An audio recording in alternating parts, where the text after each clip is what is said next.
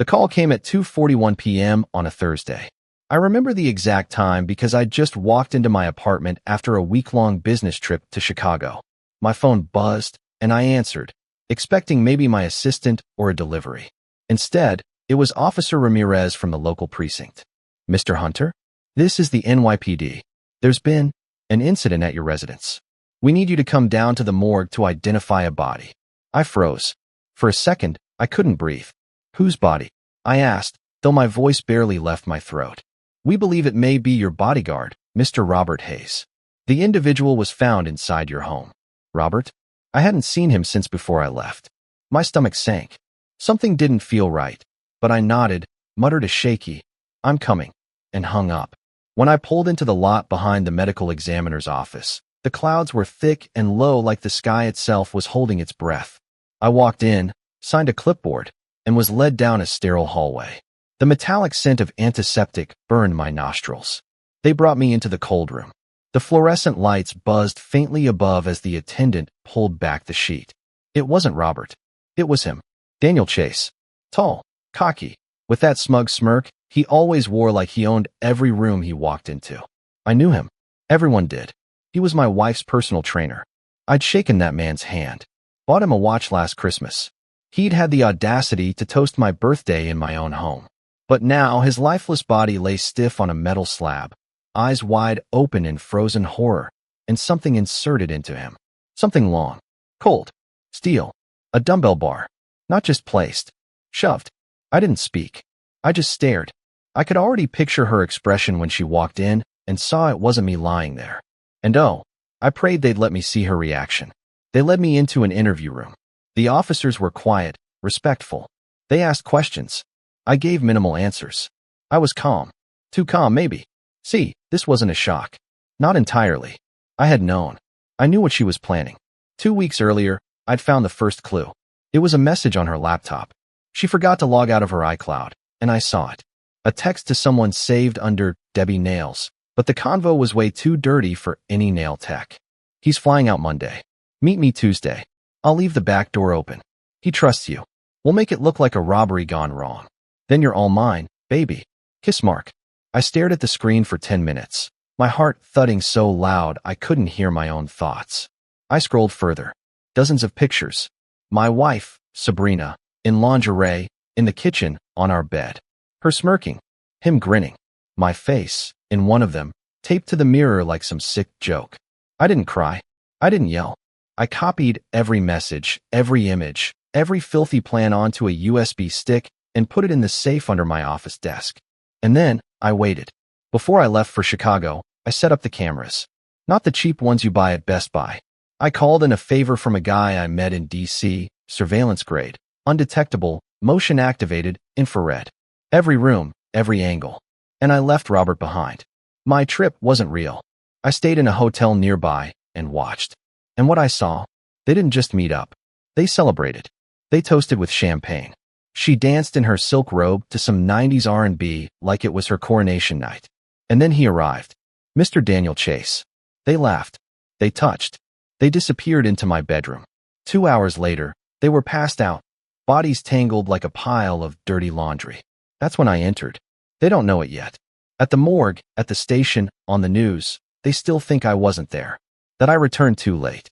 They don't know I saw her whisper to him, drunk and half naked. He's so dumb. He'll never know. By next month, he's gone. You get the insurance. I get the house. Win-win. They don't know what I did after that. When I slid into my duffel bag. What I whispered into Daniel's ear before he took his last breath. What message I left scrawled on the bathroom mirror with Sabrina's favorite lipstick. But she would. Very soon. Because when she walks in to ID my body, thinking she's finally free, she'll see him. And that will be the beginning of my revenge. She walked into the morgue like she was stepping onto a red carpet. Hair curled. Designer sunglasses. No tears. No panic. Just a carefully rehearsed look of grief. I watched through the one-way glass. She had no idea I was alive. No idea that I was standing just 10 feet away, arms crossed, watching the performance of her life. "Ma'am," the officer said gently, "we need you to confirm the identity." Sabrina slowly took off her sunglasses, paused dramatically, and looked at the sheet being pulled back. Her reaction? Priceless. First, confusion. Then disbelief. Then, panic. Her eyes darted to the cop. Wait, that's not him. Are you saying this is not your husband, Mrs. Hunter? She stared in silence, her voice caught in her throat. No, she finally said. That's my personal trainer, Daniel Chase.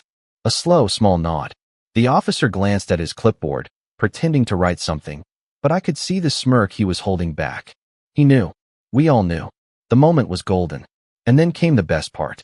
Mrs. Hunter, the detective said, folding his arms. We have a few more questions about how Mr. Chase ended up dead in your home.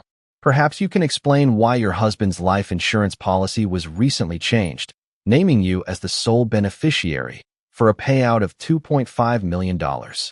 Sabrina's face turned from pale to white. Her lips trembled. She opened her mouth to speak, but nothing came out. They escorted her into an interrogation room, and that's when I stepped out from behind the glass. Her eyes met mine as I walked past the hallway window. For a split second, she thought she was seeing a ghost. But I smiled. Just a little. Enough to send a chill down her spine. Let me take you back for a second. Before the cops. Before the body. The night I entered the house, she and Daniel were already asleep. Half a bottle of champagne spilled on the white rug.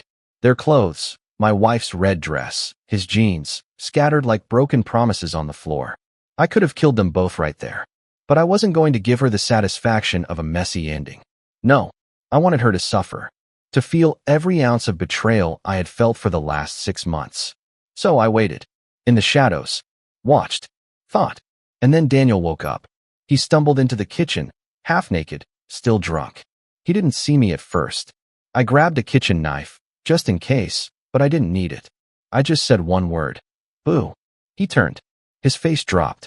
Jason. What the? But he didn't get to finish. I slammed the drawer shut. Sit down, I ordered. Or I swear to God, you'll leave this world with a knife in your spine and your pants around your ankles. He sat, and I laid it all out.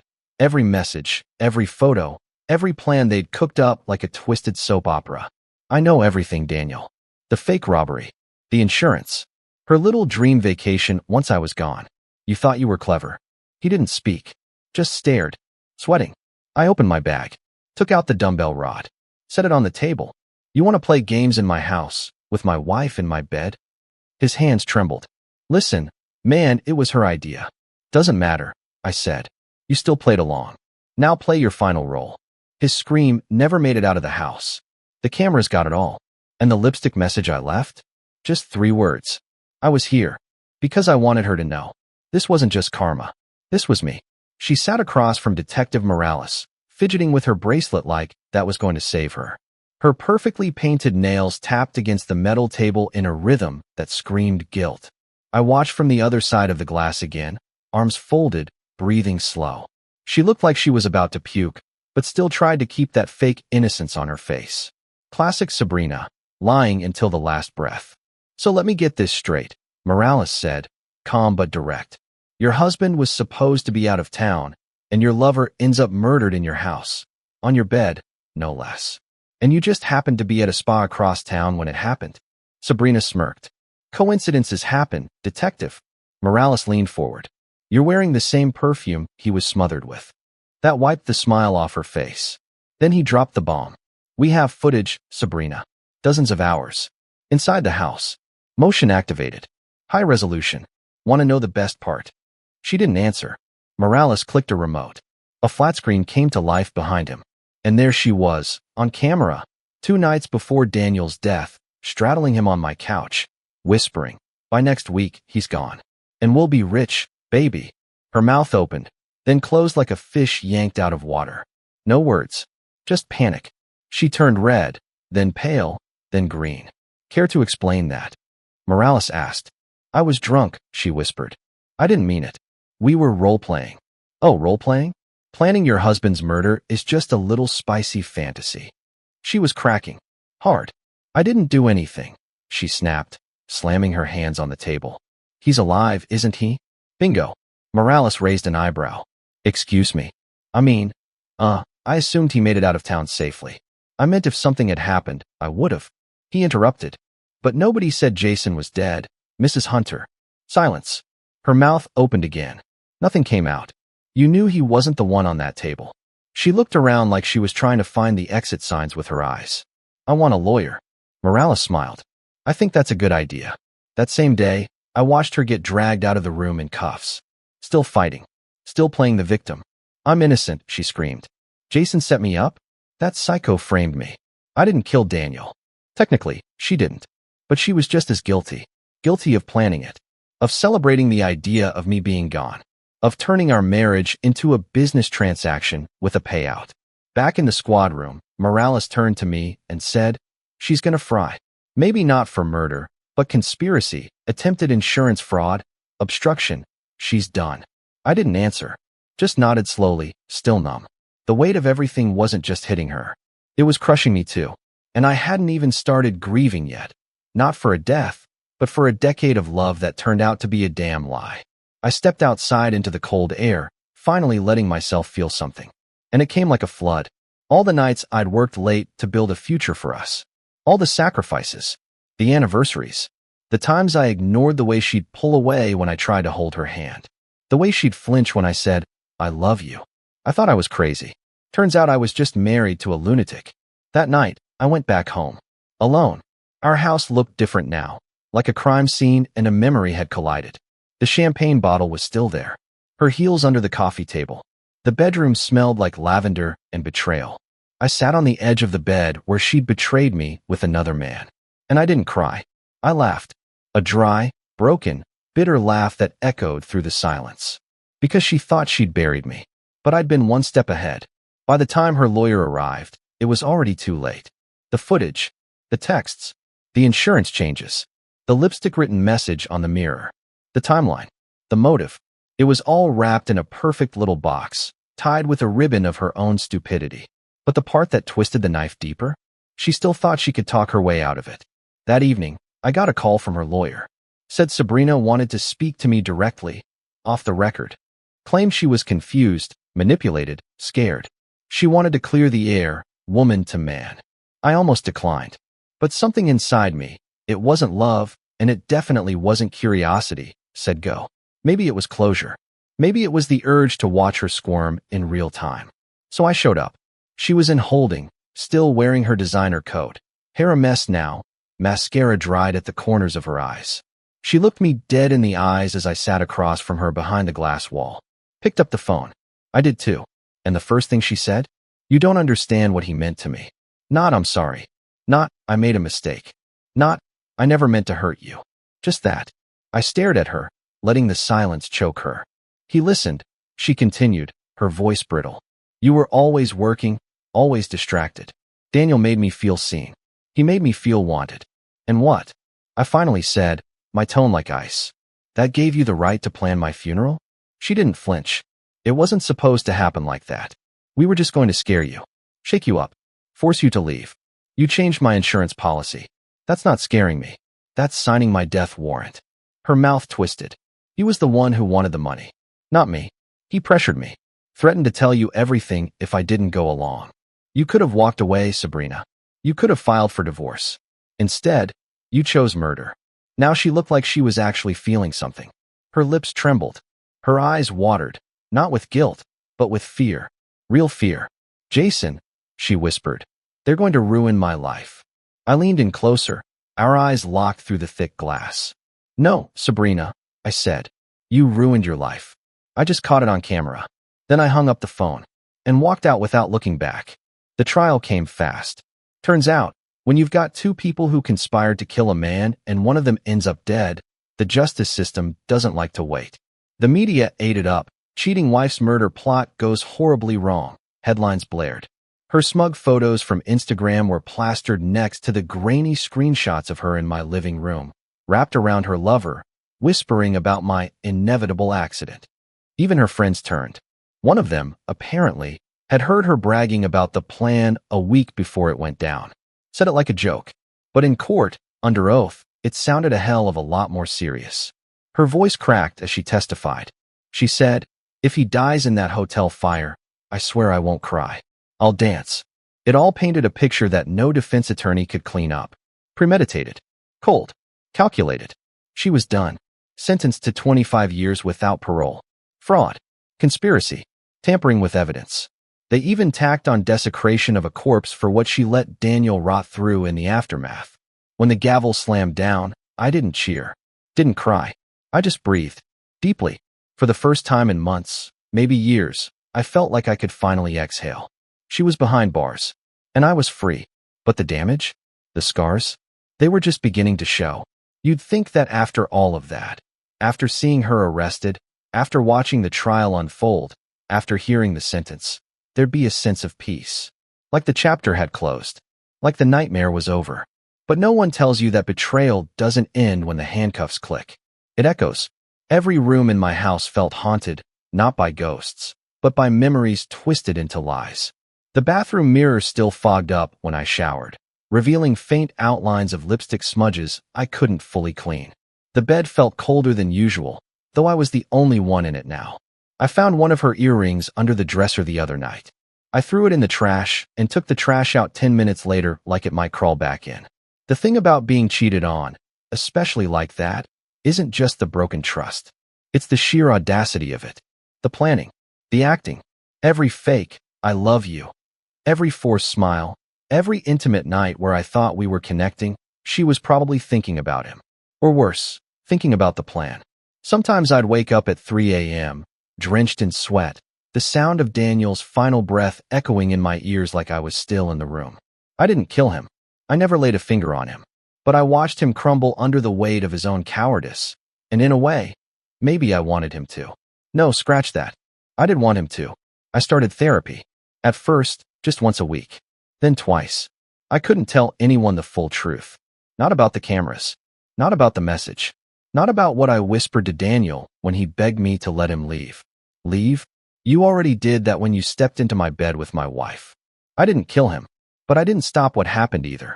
The therapist asked me if I still had feelings for her. What a joke. I didn't love Sabrina anymore. I didn't even hate her. What I felt for her didn't have a name. It was deeper than hate. It was like someone had injected poison into the roots of every memory we ever made, and now the entire tree was rotten.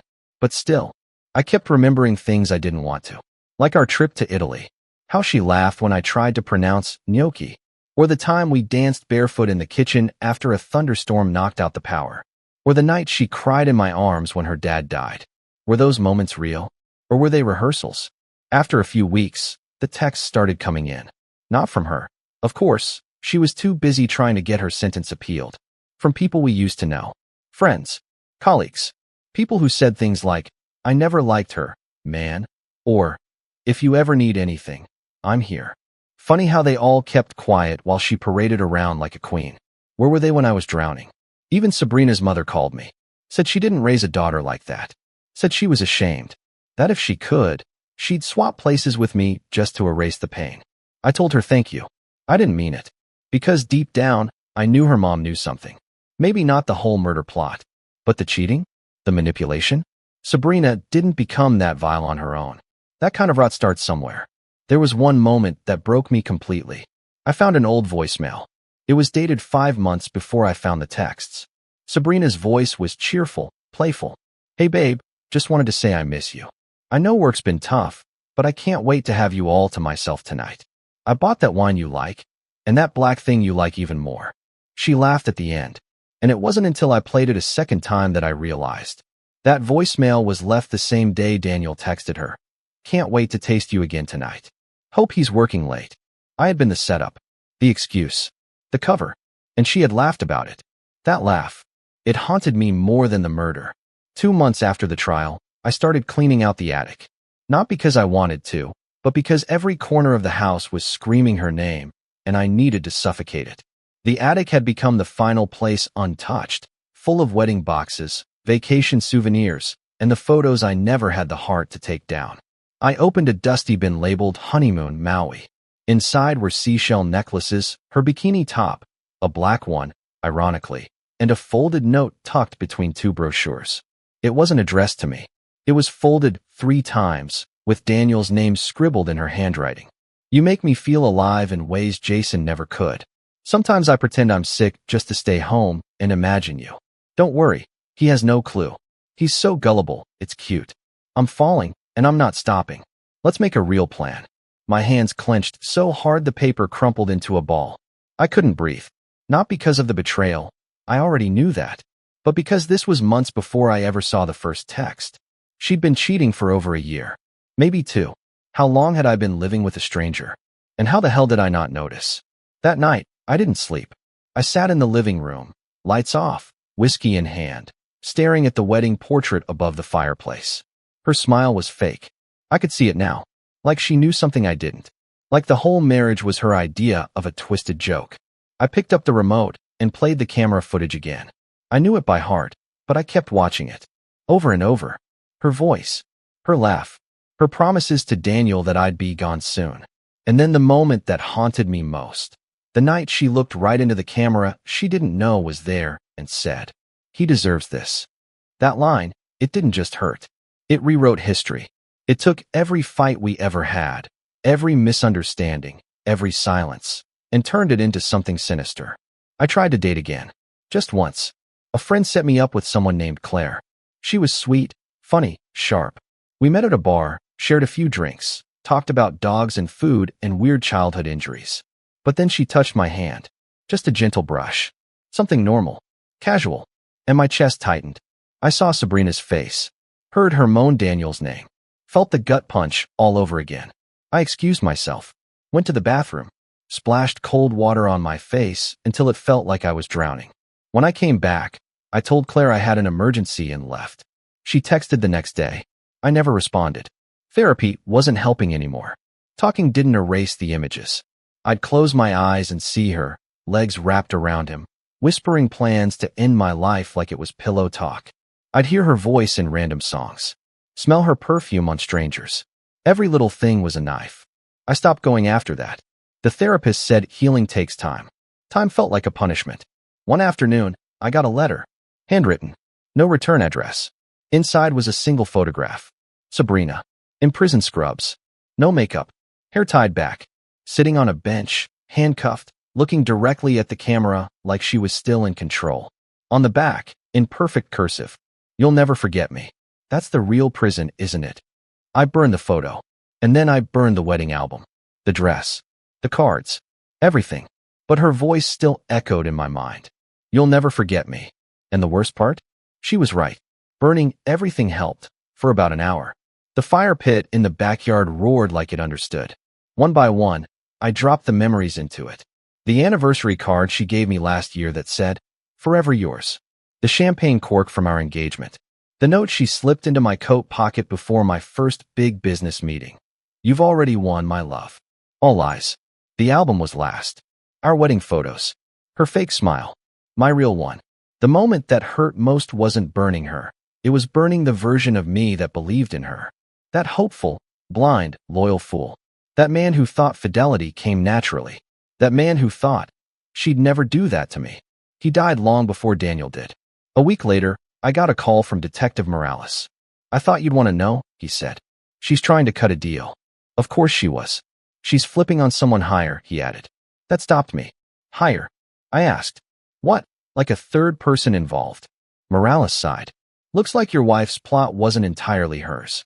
The paperwork on the insurance was pushed through with help from a broker at the agency, someone she'd been close with." I nearly dropped the phone. "Close with how?" Morales hesitated. "Same kind of close she had with Daniel." I clenched my teeth. "Name?" "Elliot Grant." "Ring a bell?" It did. He sold us the policy. Attended our housewarming. I'd grilled steaks with him on the patio. His kid played with our dog. I didn't say anything. Morales continued. "She's claiming he helped alter the beneficiary information and expedited the processing in case anything happened to you. She's offering testimony in exchange for reduced time." I hung up. The rage I thought I'd burned out came back like a damn tsunami. 3 men. 3. All of them smiling in my face. Sitting at my table. Eating my food. One of them in my bed. One in my policy papers. And all 3 inside my wife. She hadn't just cheated. She'd built a damn network. It wasn't a marriage. It was a shell corporation of betrayal. I didn't go to the police station. Instead, I drove to Elliot's office. I waited in the parking lot across the street. Watched him walk out in his Navy suit, talking on his phone like nothing had happened. Like he didn't try to help orchestrate my disappearance for a paycheck and a piece of tail. My hands trembled on the wheel. My foot hovered over the gas pedal. For 5 full minutes, I fantasized about flooring it. But I didn't. Not because I'm noble. Because I knew revenge already belonged to the slow hand of truth.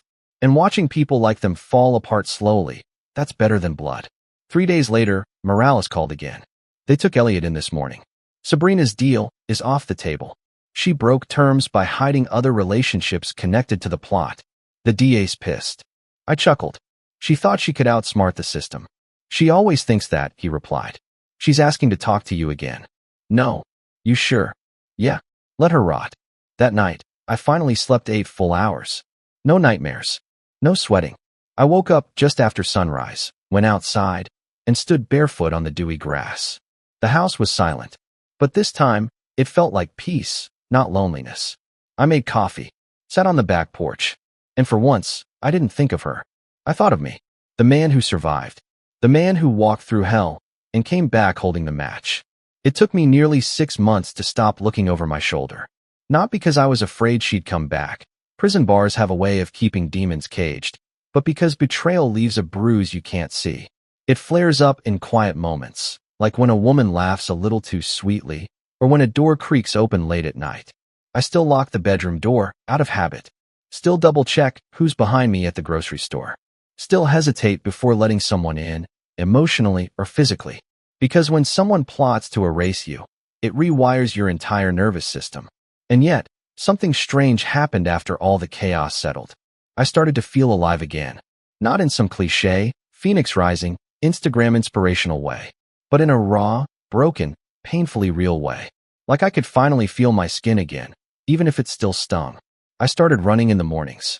Listening to music I hadn't touched in years, songs she didn't like, songs that made me feel something. I went to a dive bar one Friday and sang terrible karaoke. People laughed, and for once, not at me. I was becoming a man again. Not her husband. Not her victim. Not the guy whose wife tried to murder him. Just me. One afternoon, I got a message request on social media. I don't check those much anymore, but this one caught my eye. Hi, my name's Rachel. I was Daniel's ex before he started seeing your wife. I just wanted to say I'm sorry. Attached was a photo of her and Daniel, taken maybe a year before he died. He looked younger, softer, not the arrogant man I'd seen in my security footage. I messaged back, "You don't owe me anything." She replied, "Maybe not, but I know what it feels like to love someone and find out they were capable of things you couldn't even imagine. He cheated on me with 3 different women. I thought it was just me. I didn't know he could go that far." I sat with her words for a long time. It hit me then. Sabrina wasn't a unique monster. She was part of a type, a breed. People who wear love like a costume, who smile while measuring your coffin, who use words like forever the way salesmen use limited time offer. And for people like that, love isn't a feeling. It's a tool.